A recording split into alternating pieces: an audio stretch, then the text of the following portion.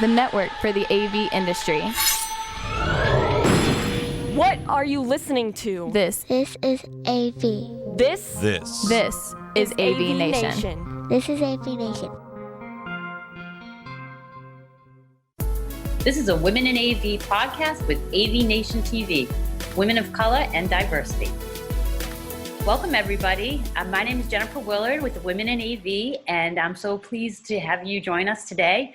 We have two of the most fabulous guests. We've been wanting to have this podcast for a long time, and we're going to talk about diversity, women of color, and what that all means for the AV industry. So I'm really thrilled to welcome with us today Alexis LeBroy. Hi, Alexis. Hi, Jennifer. Thanks for having me. How are you? I'm so excited to have you. I'm doing great. Thanks. Perfect. Alexis, for folks that don't know, she was our first Woman in AV inaugural Mentor Award winner in 2012 when we gave that out at Infocom Orlando. So we've known each other a long time, and that was when you were with AVI SPL. I was, yes. Mm-hmm. Yeah, that's fantastic. That was really great. I was so excited to see you win that because, it was just as somebody like, sometimes it's like, you see like certain people that like, or like, are on social or things like that. And it was just so exciting to see that people really got into that and, how much you did with the mentoring and really giving back to your community. And, you've done that throughout the years, and so we'll get into that with the diversity and things like that. Right. But, I was so excited. Great. And even more, I'm excited for the first time meeting her. We have Charmaine Torella, and she is a manager at WAVEx with their managed services. So hi, Charmaine, how are you? Hi, Jennifer. I'm doing very well, thank you. Great. We're so excited to have you. And, something really awesome about you that, I can't wait to hear more about is that you are the chairperson of the newly launched in 2018 AVNation Diversity Council. Yes, that is correct. Newly launched in 2018, going strong with a lot of things that we're doing. So I'm excited to tell it all. Yes, that's great. That's really one of, if, as I understand it, that really is the first industry-wide, diversity initiative that we've really had. So I'm really looking forward to everybody like hearing more about it and, what your goals and your missions are and things like that. So great. Let's go. Let's get into it. All right. Diversity. One of the things that's really interesting as a commercial integrator, they have, put out for the last couple of years, diversity and things like that. We've had the Women in AV since 2011 and kind of created our own female sort of movement, but diversity hasn't, just across all of high tech and technology, hasn't really been, sort of a forefront priority for a lot of people until these last couple of years. And so Commercial Integrator, who's a magazine in our industry, has actually worked with NSCA the last couple of years to put out some statistics, not just only about like gender, but, about race and, different kinds of age and things like that in our industry to sort of get the feeling of the state of the AV and what it is. And I don't think that the statistics are really kind of surprising, but, we're very white male dominated, mid 40s to 50s. So that's kind of the prevailing demographic that we have in our industry. So I just really would love to hear from both of you, just first and foremost, how was it that you got into the AV industry, and what is it about technology that, really, excited you and brought you to a place where, typically speaking, both from, a gender, but also from, a minority perspective, that's not necessarily something that's across the board. So Alexis, why don't you start? Sure. For me, I started in the industry in live events. When I went to college, I worked. I was a theater major, and I never really wanted to be on stage. I always wanted to be hanging lights and setting up the sound. And this is before video was as prevalent, 25 almost years ago. Oh. But you do meet one of the groups. Yes, Yes. I've had to kind of move with the times, but so I started in theater, and I just loved working behind the scenes. I did stage management. I did all that stuff, and I just loved it. So when I graduated, I looked for positions, and those positions seemed to take me into live events in hotels. So PSAV, Swank, AVISPL. I worked in live events for all of those companies, and from a technician to a director to sales, and the last 4 or 5 years or so, I made a switch into integration. So it's been different. It's been a journey, but it's been great. And one of the things that I'll talk about as we go on today is, there is audiovisual is more encompassing than just an integration. And I think we forget that sometimes, because there are a lot of diverse people on the live event side than there are on the integration side. So That's interesting, yeah. Yeah, I'll come back to that, but that's been my experience. Oh, that's very cool. Mm-hmm. Yeah. How about you, Charmaine? Wow, I got started in telecommunications and IT originally. So dealing with phone lines, phone service, PBX centrics, and video came about. So I was providing the network for it. And then customers were asking me to provide the box, whether that was Tamberg at the time or Radvision at the time. Those are some oldies, but they've changed. And then they say, oh, okay, great. Can you integrate it for me? I was like, okay, let me look into that. And that's how I got into integration. As the technology started to evolve from just using audio and telephones, I evolved with it and started doing the full-on AV integration.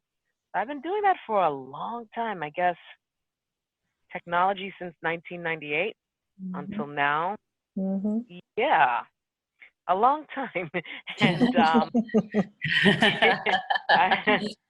those were the picture tells. I'll throw in an oldie. Those when I started was with the picture tells.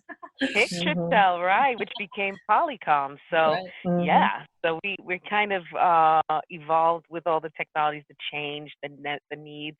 Now we're going into more collaboration, cloud collaboration services, and soft clients, video clients now, Zoom and all of that is really becoming very relevant to clients. And so there's a lot of service that's needed for that.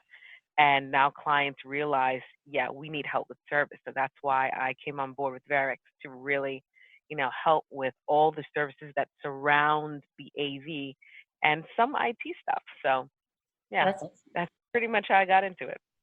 Oh, that's really great.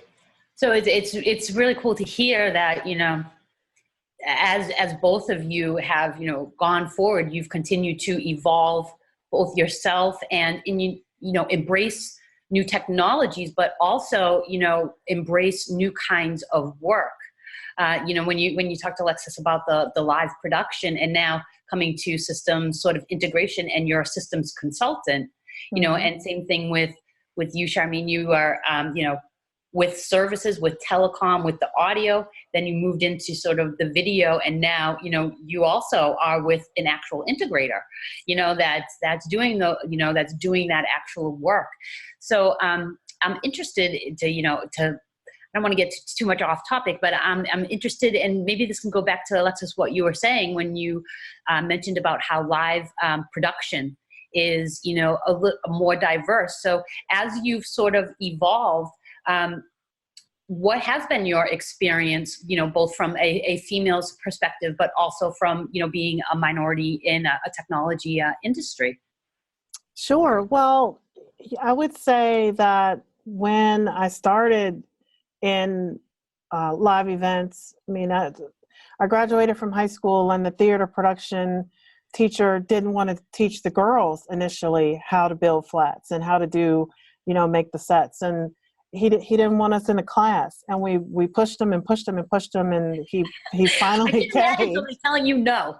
Going very well. When you're 16 or 17, you don't, you do that was a long time ago. But, so going from having that, where you're told, no, you can't do something, there weren't that many of us in the industry, in the live events industry, even, and I remember,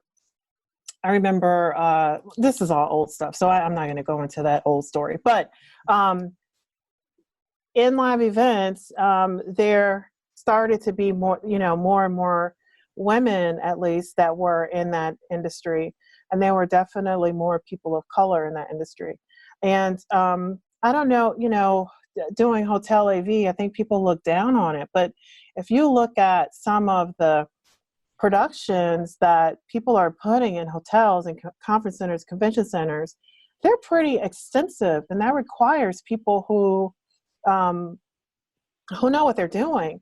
And it requires people, it's not like integration where, I can come back tomorrow and fix this problem. You've got to fix it right then, Right. or the show will not go on. Yeah, right. So, there were more and more women and people of color in that industry. And I think that as integrators are looking for people, whoever they're looking at, I have always said, you need to look at that industry and pull some of the people from that industry to come into our industry. There's so many opportunities in integration, and I think people just on that side of it, maybe they don't know about it, or they're not ready to do it. But it was great for me because if I work at night or if I work on the weekend, it's not because I have to be there for a show. It's because I'm working at home and doing some work at home. So it's definitely been great for me. So, but is it fair to say that, as you've moved over to sort of the integration, what would be considered, I guess, called the professional, like the pro AV side of it, you've seen less people of color and minorities and females? Absolutely. You go to a trade show and it's pretty obvious that you can pick out on one hand or two hands, one hand, the number of women of color, and maybe two hands, the number of people of color, and men and women. So it's tricky. And I think a lot of people don't understand what's the big deal. But they also don't notice because it's not their experience. So, whenever I've said, if I'm meeting somebody at an event like that, I'll make a joke and I'll just say, oh, well, I'm one of the only 6 foot tall women in the room, and it's my joke. That's true, though. It's also true, probably, but there's some other things that make you stand out in a room if you're meeting me for the first time. Yeah, I hear you. How about you, Charmaine? Has that been sort of your experience as well? Maybe coming from sort of, the telecom side to AV, just generally speaking? Well, yeah, the telecom and IT side. So with the telecom side, what is more minorities? Absolutely. And the telecom side, that is absolutely the case and very correct. But more diversity in the IT side. So the IT, it's pretty different. So on the telecom side, yes, you have a lot more women of color, men of color, and it's kind of pretty, evenly distributed. The IT side, you have a lot of diversity, more, Latin, more women in general on the IT side. So you see a lot more women on the IT side. So coming from those two worlds and saying, oh, okay, now I'm going to AV. And it was like, so go back. Going to AV, especially in the New York City region where I sit, that is basically, you got two types of men, Italian, Jewish, that was it. And that's all you had. And it's like, okay. And you're looking around for anything, else different, and you're trying to figure out how you would fit in. And, the first thing I had to do is sit back and observe like an anthropologist and figure this culture out. right? And just, oh, okay, okay. They like food. Yay, so do I. They like, yay, so do I. Donuts. Donuts, bagels. All right, yay, me too. Right. So then, and found out that a lot of them came from a musical background because most people that came into the AV industry were roadies. It was like, oh, yay, okay, there I go. And that's how we had, I had to kind of figure out how to assimilate into that environment. But the hardest thing was, learning how to get the respect in the AV industry. And interestingly enough, that came from my father, who was a general contractor in New York, who, being on sites, I see how they talk amongst each other. The GC guys, they're like, and they stand up and they respect that. So that's pretty much what I had to do. So it's just more of a, no, that's it. No, that, just do the same kind of, and they're like, oh, okay, she can hang. It's like, okay. So it took a little bit of time, but I learned how to, and I'm still learning. There's still, it's changing in our AV industry. There are more diversity coming in, but not as much as it should be. And that affects the clients that we deal with. The clients that we deal with are very diverse. When you talk about the financial industry, hospitality industry, the healthcare industry, their decision makers are really, really diverse. And they're looking for, the person that's more like them, the Black woman, the Black man, the minority men, women, the person that's disabled, the person that's like them, to identify with their train of thought. Yeah, you're agreeing, Alexis. Yes. Yes, absolutely. I mean, I can't tell you how many times I've gone to a meeting and first of all, it was a surprise or maybe a little shock. And then it was, oh, okay, yes, you know what you're talking about. We're speaking the same language. And then the other times it's, oh my gosh, you look like me, let's talk about it from a different perspective, so absolutely. I would agree with that. Oh, that's wonderful. And also, what's interesting enough right now is a lot of the older white males in our industry are looking for diverse thought. They're not looking for the same old anymore, especially the millennials that are becoming decision makers. They're like, oh, well, we want something else. You tell me, Charmaine, what you think? Or Alexis, you tell me. Now, we heard that before from him, and no, we want to hear something else. Right. So that's starting to happen a lot. And the industry is not reflecting that in the workers that it has right now. Excellent. One of the things, that I wanted to ask about, and, I think this kind of goes to, the point that you make earlier, Alexis, about how you make a joke about being, 6 foot. Are you really 6 feet tall? No, sorry. Almost. Yes. Yeah. But, it's interesting because, and, I'm really excited to hear, Charmaine, about the efforts that you're doing, with the diversity and what you want to accomplish. But one of the actual articles that I saw about that was the feedback that you had gotten, and and I had read sort of some of these comments, and it was, I don't think they realized it, but it was why do we need a diversity group? And speaking to this sort of, if you're not somebody who's affected by something, your awareness levels are pretty low, for the most part. I think, in my mind, when I read something like that, I want to give somebody the benefit of the doubt and, say, well, thank you you just made exactly the point as to why we need a diversity council, because you don't really sort of that's not a priority for you of understanding things.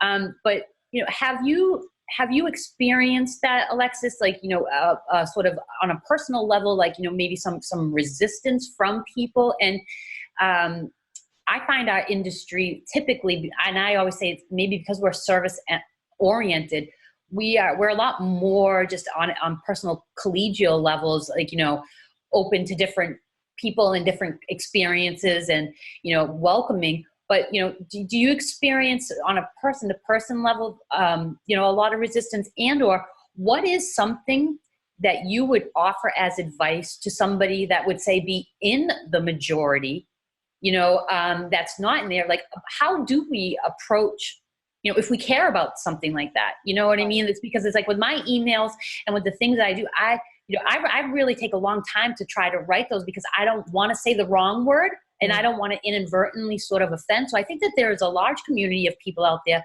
that really might care about these issues. So, talking to the people that don't think that we need a diversity, sort of, what's your advice to them, as well as to people that, want to be supportive and help you, but don't necessarily know how to? Sure. Well, I think what you just mentioned, as far as thinking about what you say before you say it, we all have diarrhea of the mouth sometime and things just pop out. And so I just think being aware of other people. I don't think that we're, in general, the majority of people show empathy or feel empathy for other people in other situations. And I think that something like that would go a long way. And then, everybody has read, something that I get mixed up about is, if you can understand why we need women in the industry, if you can understand that when women are involved in decision-making positions, that companies do better. I mean, there's evidence of this, and we can attach some of the articles, Harvard Business Review, we can attach some of those that say this. If you believe that, why would you not believe that people of color and people with different abilities, why would you not believe that it would be the same thing? It goes to also what Charmaine was saying about it's different perspectives. A different perspective can give an organization an advantage over other organizations. We've all seen marketing fails where, oh my gosh, I look at a commercial or some new marketing ploy that came out, and it's like, if only you had a woman in the room. You would have known that wasn't a good idea. Like a pink ink pen or something that's supposed to be geared toward women, or if only you had a person of color in the room, you would have known that was a horrible decision. That was a horrible decision. You should not have done that. So I don't see, I don't understand why people are not,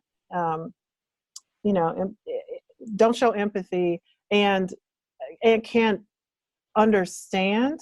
And it's not to say, you need to go out and find, a Black person, a Latino person. It's not to say that you need to go out to find these people to fill your positions. It's just to say you need to find people who can do the job of all ethnic, diverse, of all makeups. And I think that's the problem. If you only go to this one place and everybody there looks the same as you, and that's how you find your talent, that's the problem. Great. Mm-hmm. And kind of to add into that, so yeah, the whys, the why people don't think about it.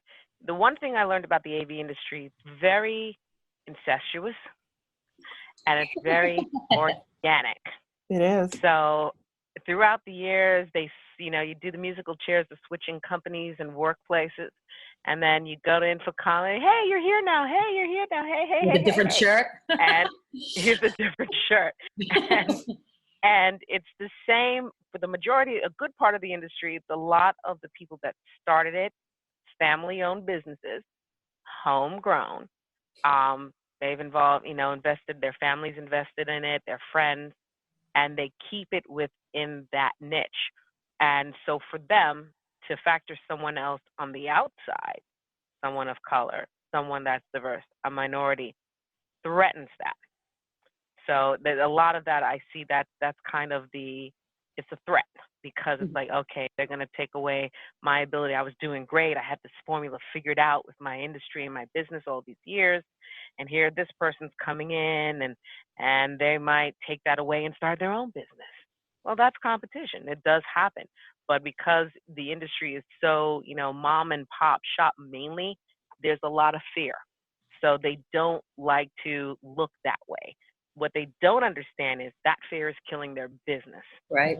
And that fear, it'll kill your business if you want to be that small AV integrator or medium sized or even large, and you operate that way with that mindset, your client is looking at you as well, you only do this.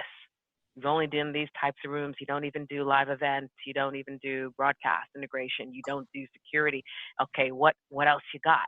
Okay, we got to go to this person, and that's what's happening.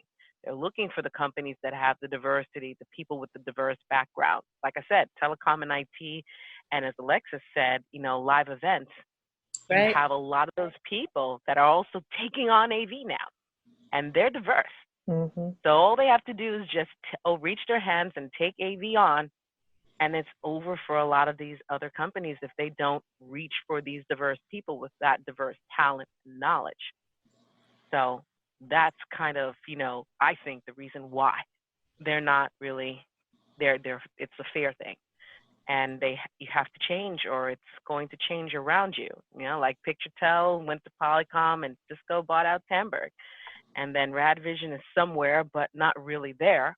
But, it changes just like the technology changes. The business models are changing. Excellent. Yeah, I fully agree. And, one of I find that just, sort of generally speaking, a lot of the things I've been thinking, about recently, with where you see all of these gaming types of, applications, and you see these streaming services, and, a company like Teledocs, for me, it's like, that's such a big thing because they're doing mobile app delivery of the patient care. So, and that's $400 million that they just took away from our industry in audio and video conferencing services. So just the actual, like, sort of our industry is kind of slow moving when it comes to just wanting to change generally, but people such as like John Green with New Era Technology, I mean, he's adapting, he's being successful, and he's continuing to stay relevant because he's really in touch with the wider world and how quickly that's moving, and his business is continuing to stay up. So, I think that's really, really great advice. Kind of, switching then sort of a little bit to the other side, from somebody, that is, a woman and or a minority, that's looking at getting involved in, a career in AV, when they sort of look at the industry and, to the point, sort of been making throughout, it's like, well, okay, I see one person like me, or, another, like, what is it that we as an industry can do to, really sort of reach out to more women of color, more minorities? I know that we have like some programs, that are starting with, NSCA, and then AVIXA has, an internship program and things like that. I know with from just certainly from our organization, over since 2011, we've unequivocally have changed the perception of what it means to be a woman in AV, I believe. We can go back to the booth babes that, now we have, I call them booth dudes. Like this last year's show, I was so thrilled that we had like a dude that was dressed up, So we've definitely moved that needle, but even like, according to like CI, and I think it was just on the integrator side, like we're still hovering around 12% women, which I thought maybe we have even a little bit more than that. So, how as an industry are we going to, and I don't know if you wanted to start talking about like the Diversity Council, but just generally sort of speaking, what are some of the things that we can do to really reach out? Charmaine, you want to start? Yeah, sure. Like a lot of things that we're working on in the Diversity Council in order to reach out is we have three main agendas, right? To make it more advantageous for minorities to come to us and say, yeah, we want to be a part of this. We have the Education Mentorship Committee within the council, which is really helping us to, develop the guidelines, the right educational path, so that we can, send that out to tech schools, not just tech schools, adults who are working in other industries that might be in a roadblock or stuck and not going anywhere, to kind of reach out to the people who work at electronic stores like Best Buy. I mean, they're good candidates to come into our industry and really just, take on this education, which is not really formalized. That's the other thing. They're not going to have to spend a ton of money as you would if you had to go to a university. It's just having the direction of what do I have to learn to be in this industry. So that's what we're working on with that education mentoring committee, and helping to mentor those people as to, okay, you should certify in this, you should certify in this DSP, in this control, and learn this. So we're working on that right now. The second committee we have is communications outreach, in which we're looking to, we're developing our communications now, but we're outreaching on LinkedIn and also outreaching through our network. So within our council, other councils like the Women's Council, the Young Professionals Council members, they're also part of those members that are also part of our council. So networking within networking in those councils is what we've been doing a lot of lately, which is really getting the word out and actually getting us more membership and more client membership. That's the big thing. So we're reaching out to clients who are diverse in their industry, diverse decision makers who have joined our council. We're talking about big financial clients, big tech clients that recently joined and said, yeah, we want to be a part of this and we want to push this message, because they're going to be the drivers of driving why diversity is necessary, because they are diverse and they are working in these organizations, and they're going to help, tell, everyone, the vendors, this is what you need, or the manufacturers, this is what we look for, and this is what you need to change, and this is why. And that's going to be part of the April 2019 event. And then the event sponsorship committee, which Alexis LeBroy is on that committee. And so she's driving, yes, kudos, girl. Okay. Lexis is as putting in work with the other members of the committee, but serious work on coming up. We've been doing events recently, and they've been coming up so quickly and organically. We haven't had enough time to even communicate them until after the fact. Like the first event we did was hosted at WAVEx for Lincoln Tech in New Jersey, where we brought those students before they, before 6 months before graduation, to kind of show them how AV works and do the tour. And then the Fun in the Sign event, which was a collaboration with the Women's Council and the Women of Digital Signage that we had in New York City about a month ago. And, there's just, and now the one that's coming up in the UK with Kevin McLaughlin, who's also part of the council, who's going to do that with Sennheiser on hearing impaired technology and the importance of that for your, your work environment. There's a lot more people who have a disability that AV doesn't work to their advantage, right? And it leaves them out. So he speaks to that and, to the clients and manufacturers, and why we need to focus on that. So that committee, the event sponsorship, all the committees, that's what we've been doing so far. But we only started in June 2018. So we wanted to make sure that when we really do start pushing out, push out with a bang. So by January 2019, you're going to see a lot more communication on everything. Programs, scholarship programs, we're looking into that as well.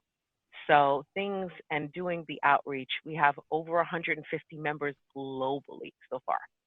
And we're talking globally. We're talking in Europe, in Australia, in India. And that's just members of the council. Yes. And can anybody in the industry be a member of the council? Yes.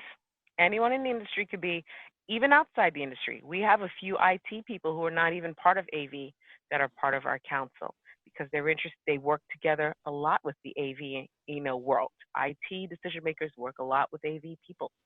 So we have some IT clients that are part of our council. It's like, yeah, we want to be a part of this, because we want to talk about autism. We want to talk about Black women. We want to talk about Asian workers in AV. They have, initiatives also that they're adding to the pile. So it's this big pile of stuff that we're going to launch out into the world, especially at InfoComm next year, where we're going to have our own booth. Oh, So, perfect. Yes. 2019 is going to be busy for you.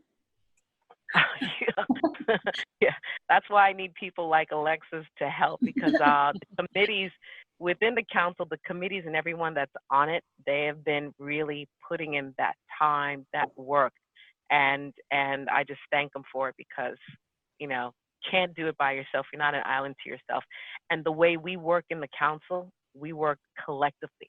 One of the beautiful things that I love is that we work collectively. And in the beginning, there was some trepidation, because, you're dealing with diverse backgrounds that don't understand each other necessarily all the time. So people are saying, well, why don't we do it this way? And the women's, I said, yeah, but you got to think about the minority men. They're like, yeah, okay. And they're learning. We're learning with each other, what's important to each diversity group. That's a beautiful thing when you are together, and then you're putting a message out and you're working on things. The committees, if you look at them, they're diverse within themselves, each committee. So you have a diverse group of people in each committee, and the council is diverse, working on these different projects and activities together. That's what the world, optimally is what we want to go for, right? So it makes you feel good. It makes you feel good to be involved in something like that, where there are people from lots of different backgrounds, and we are working together. And Charmaine is not going to toot her horn, so I will. She's an amazing leader of the Diversity Council. She keeps us all together, and she keeps us all focused and running smoothly and on task. So I just want to make sure that we say that out loud too. So she's amazing. Stop. I mean, it's such a short time, and I think that the people that are involved in the group, more people outside of the council are going to see the things that we're doing, like you said, for 2019. But I think,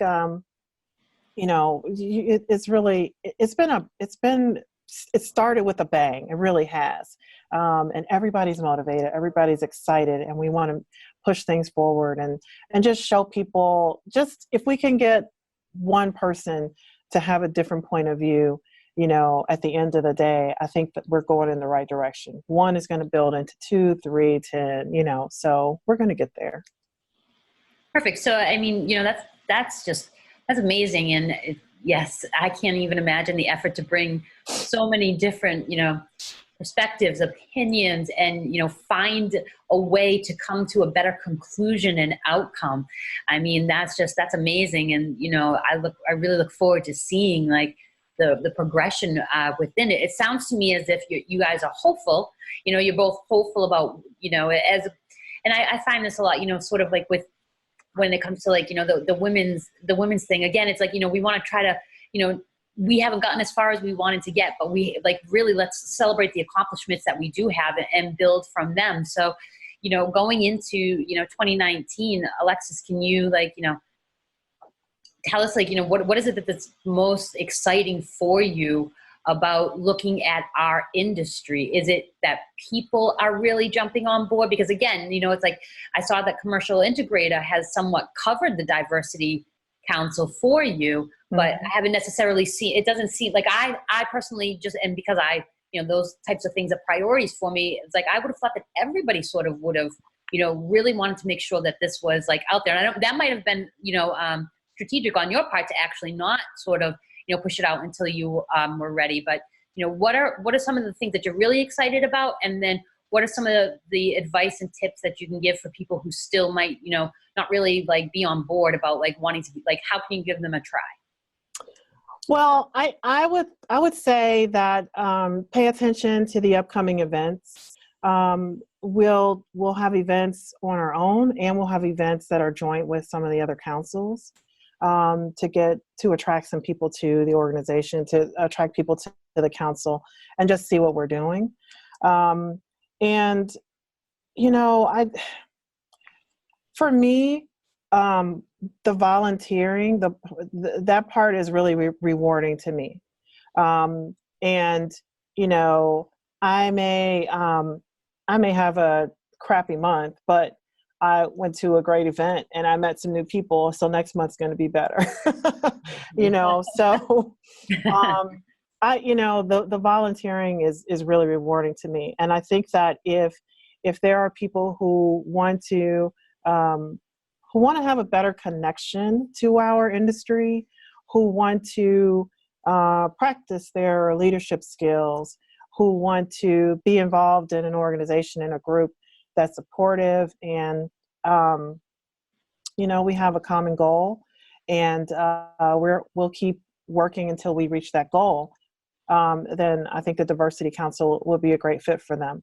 I would say that, I can't speak for Charmaine, but I can say that there have been a few of the press folks in the industry who have told me that when they started covering this topic, they got so much pushback that they stopped. Really? Yeah. So that's disappointing to me in 2018. There are a lot of other things that are disappointing in 2018, but this is something that it does make me hopeful. It does make me hopeful, and it gives me a goal. And like I said, if we can get a few people to just change their minds. And again, it's not about, I'm not saying hire this person, whether they're skilled or not. I'm saying open your eyes and hire multiple people who are skilled and who can do what you need to do. They're going to attract other business for you. They're going to give you a different perspective, and maybe open up some business, a different business model that you hadn't thought of before. Awesome. Yeah, I concur with a lot of that. And to add to that, there are a lot of people who, when this council came out, there's a lot more pushback than people even realize that happened when we first started. So believe me, we've been battling. I mean, like you said, in 2018, it's just so surprising that it is, and it is. It is, but it's not, for a lot of guys, I think, to the point of, the resistance to change, feeling that you may lose something, by opening yourself up. I think that's probably, whether it's in the technology industry or just in life, across the board, that's, sort of that mentality that we have to work on, for folks. But yeah, it is and it isn't. But we received a lot of pushback in places you wouldn't even believe me if I told you, but I won't. I believe you. Yeah. So it's like, really? It's like, okay. So what we really do is we kind of drive through it. The good thing is, a lot of the feedback we're getting is, people have told me at AVIXA, they're like, well, you guys are really moving pretty fast. And I said, how fast? They're like, faster than most of the other councils that started before you. And I said, and they said, why? And kudos to them, because we have a lot of requests of AVIXA and they support us. And it's really fast. And it's a pace that they're just, they're keeping up with us and the things that we're getting done. And they asked, why is that? And I say, well, because this is how long it's been that people have been thirsting and hungering for this. Right. That's why it's so fast.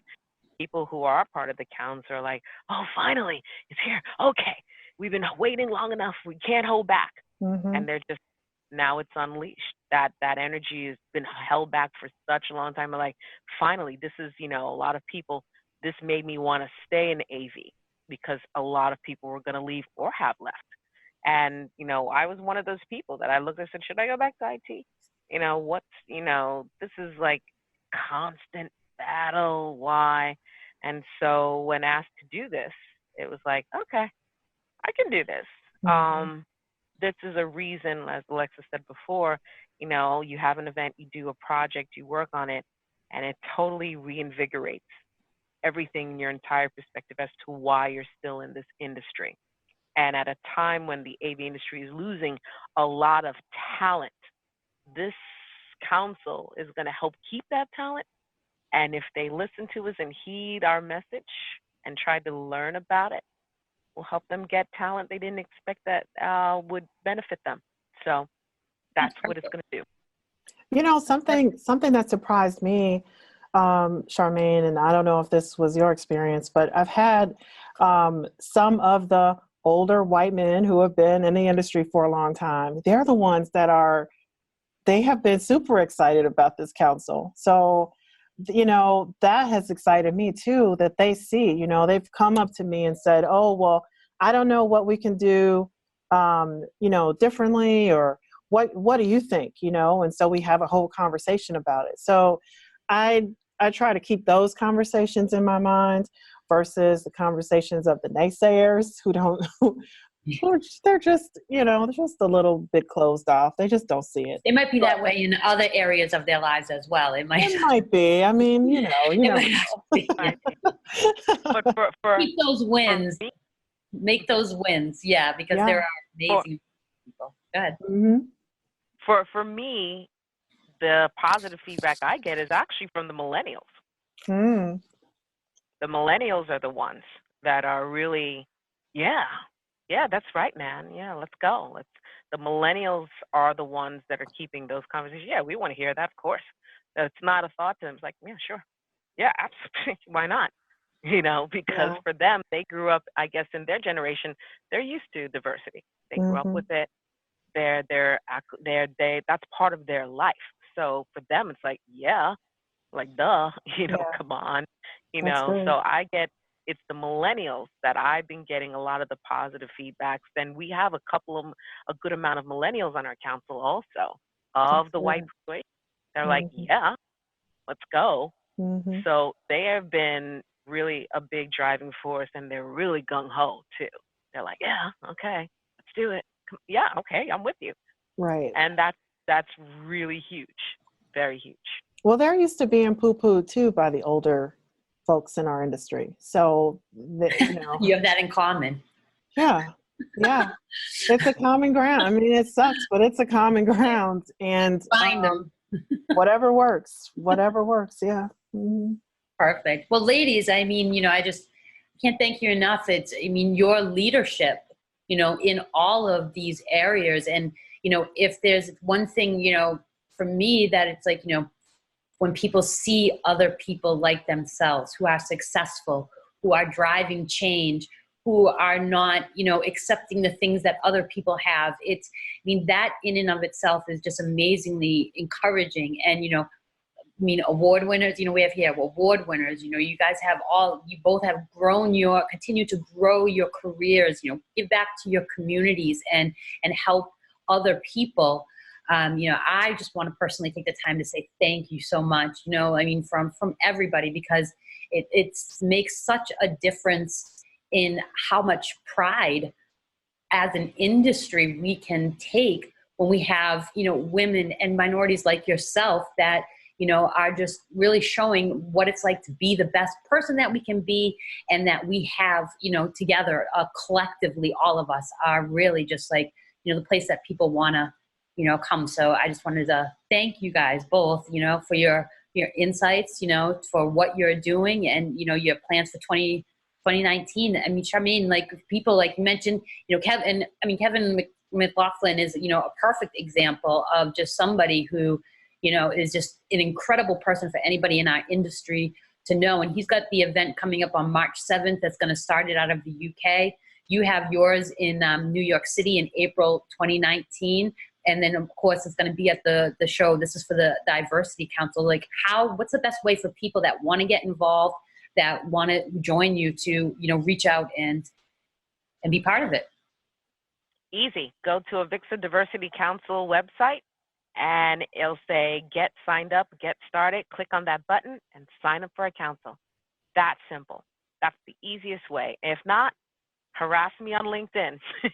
That works too. And the truth is, I get a lot more, I think, and a few of us in the council, we get a lot of requests either via LinkedIn because we have such a vast network, or just when we go to events and we speak with people. So that's how we're finding a lot of people are interested. But no, harass us on LinkedIn. Yeah. You know, we're part of the council, you know, especially me. I'll be up all night. I don't care. I will reply to everybody. I will always do it and tell you what we're doing, how to get started, and reach out to you. So Perfect. Thanks.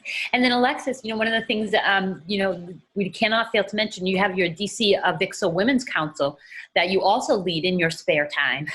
Right. We didn't even get to talk about being AV farmers. One of the things I really that was like, we'll have to come back for another one. Right. About how to can fruit and Exactly. but that's an amazing thing. And you're having you had one of the most amazing panels of end users and also engineers and everything this past month. But how can people get in touch with you? And then also what do you have any plans for your first 2019 DC AVIXA Women's Council meeting? Yeah, sure. So we're planning an event for the end of January. I don't have a date yet.